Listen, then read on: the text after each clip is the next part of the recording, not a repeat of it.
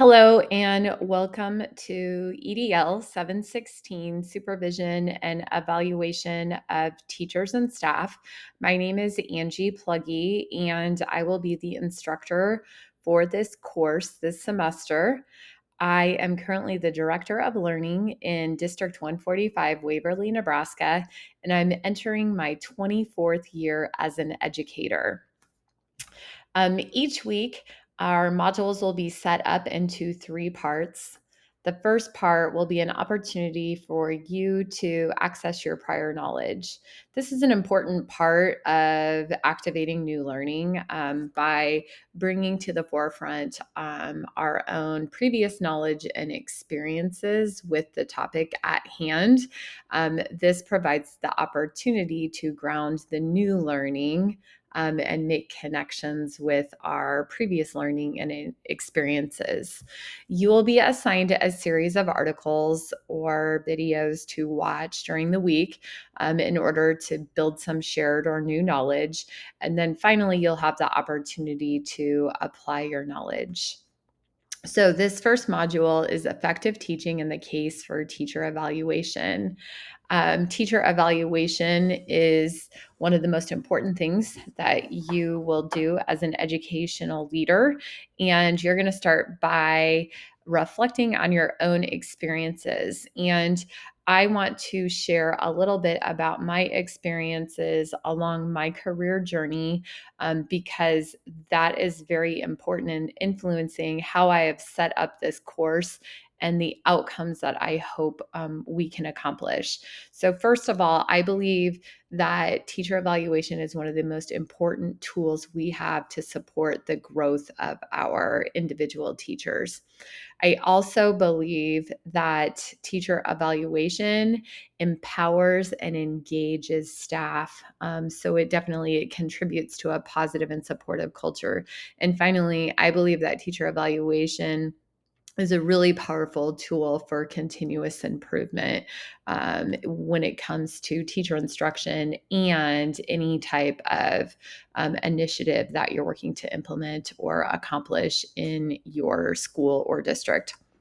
So I started my career as a teacher, and I vividly remember my first year teaching at Leffler Junior High. I was a science teacher, and I did not receive any feedback or formal feedback from an evaluator that year. And that's all I wanted. As a first year teacher, I wanted somebody to tell me that I was doing a good job, and I wanted them to tell me what it was that I was doing that was good. I was reflective and constantly reflecting on my process or my practice and trying to refine it. I needed somebody to affirm that and recognize that. And so that's a really important part of evaluation, no matter how many years the teacher is that you are evaluating. They need that recognition and that feedback from their supervisor. I went from the classroom to becoming an administrator. I was the assistant principal at Goodrich Middle School for 5 years. And when I started evaluating, I was 28 years old. So I was younger than all of the teachers that I was evaluating, which was tricky in its own sense because evaluation really takes efficacy and humility on the part of the evaluator. The other big obstacle that I faced when I started evaluating teachers was the tool that we were using. So this was in 2004, 2005, and it was a very outdated evaluation tool where uh, there were multiple measures. They weren't really interconnected. And it was very difficult. And the process that we were expected to use was not well defined. So I had the great fortune at the end of my tenure at Goodrich, and as I transitioned into becoming a principal, I was part of the pilot group when the Lincoln Public Schools transitioned, and we're going to learn about in the mid to late 2000s, a lot of states and a lot of districts shifted and really started to revamp their evaluation systems to align with recommendations that were being made nationally. And so I was able to be a part of that transition. And I really came to fully understand the value of teacher evaluation. And I saw firsthand how teacher evaluation really supported teachers, no matter how new or experienced they were, in developing their practice. And we had a tool that was very useful in doing that, and I had to constantly refine my ability to facilitate reflection and give feedback to teachers. And then finally, I really saw how you could leverage the what you were doing with evaluation to support what you're doing with continuous improvement as a school. So then I transitioned from being a principal, which was absolutely my favorite thing in the world, to being a director of curriculum. And in the district that I was in, we had not updated our evaluation tool for teachers. The last time it was updated was 1986. And so we have just spent the last 3 years implementing a new evaluation system. So the topics that we are going to be exploring over the course of the year are really fresh for me, and something that I've not only been able to interface with from the perspective of being a teacher, a school administrator, and a district administrator. I've also been through 2 implementations. I'm excited to hear about your experiences with evaluation. And again, my hope is that by the end of this course, you will come to recognize the value that evaluation can play, and you'll begin to, not only will you walk away with some shared understanding of evaluation, my hope is that you will develop the skills to support you in being an effective evaluator to support teacher growth. So this week, the topic is effective teaching, and there are 6 articles to read. The first article is called The Widget Effect, and The Widget Effect was published in 2009.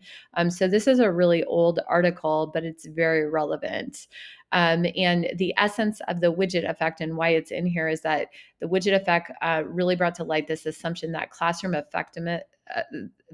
the assumption that classroom effectiveness is the same from teacher to teacher.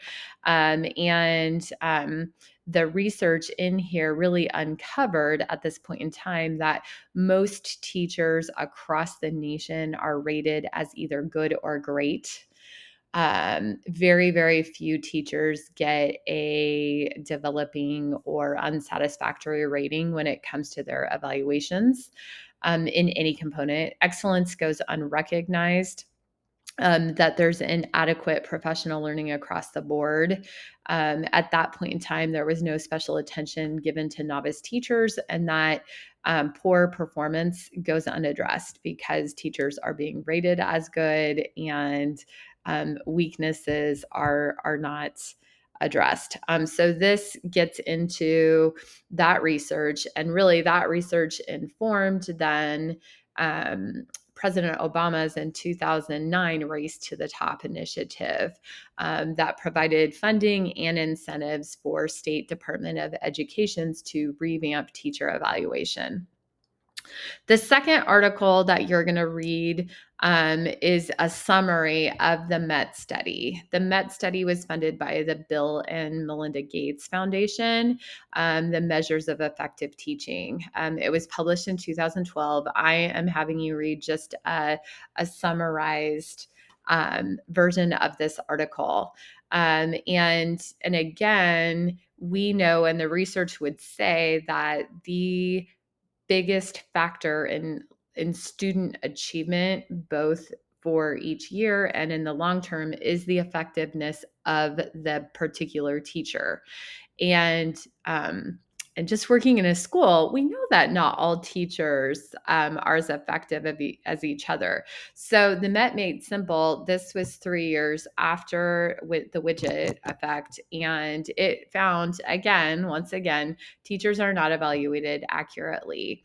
And the Met Made Simple makes some recommendations about moving forward. And one is just that you have to set clear and rigorous expectations about what good teaching is. And so that's something that will be a module topics, frameworks for teaching later on in the year. And that it's important to diversify the evaluation process, that it cannot just be based on classroom observations.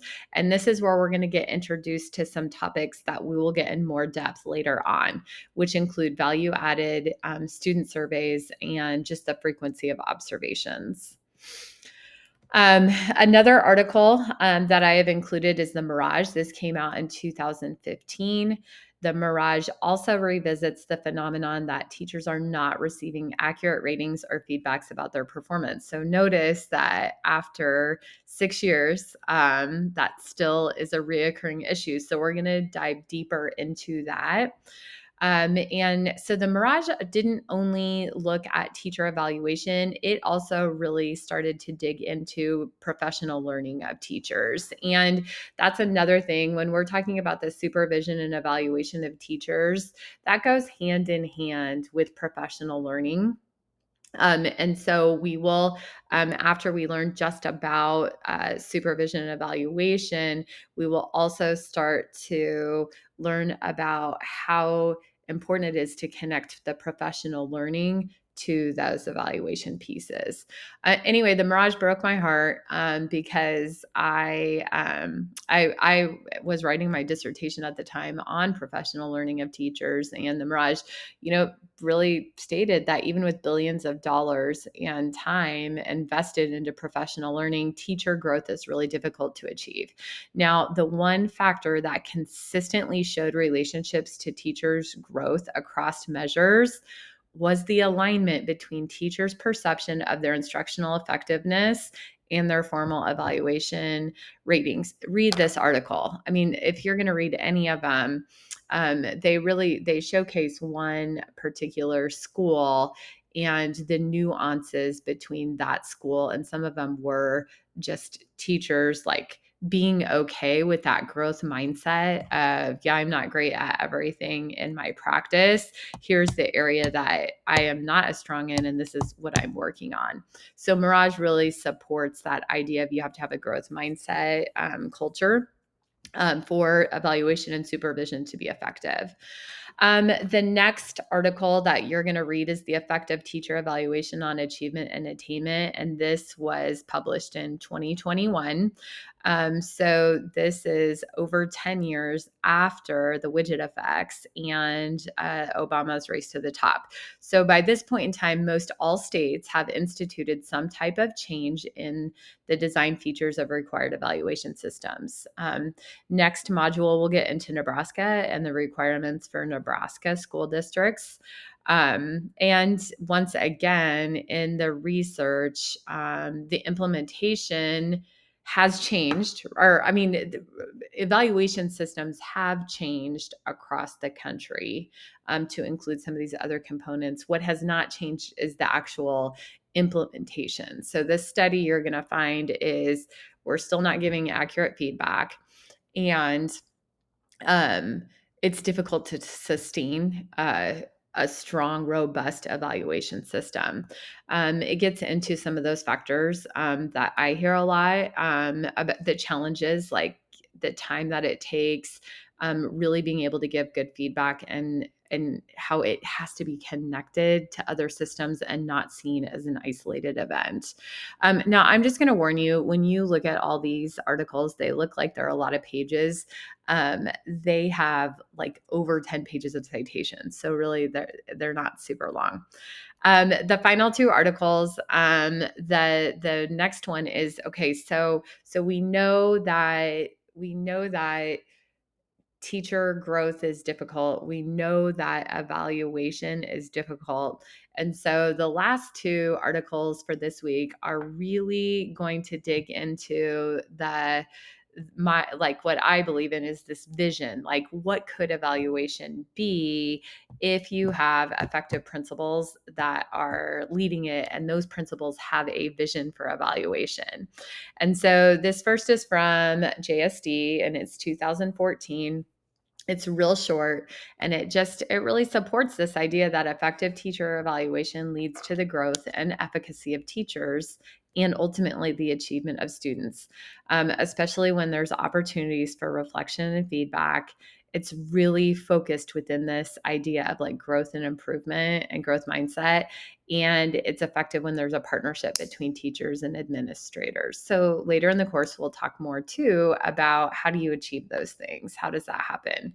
And then finally, the last article, and I only downloaded the pages that pertained. And there is a link to an ASCD summary of this article. But this was done by the Wallace Foundation, and this is a cornerstone. I do a lot of work with principals, and we use this article over and over, and it's how principals affect students in schools. It was published in 2021, and it finds that not only are effective teachers important, but so are effective principals, and they have a significant impact on all of the classrooms.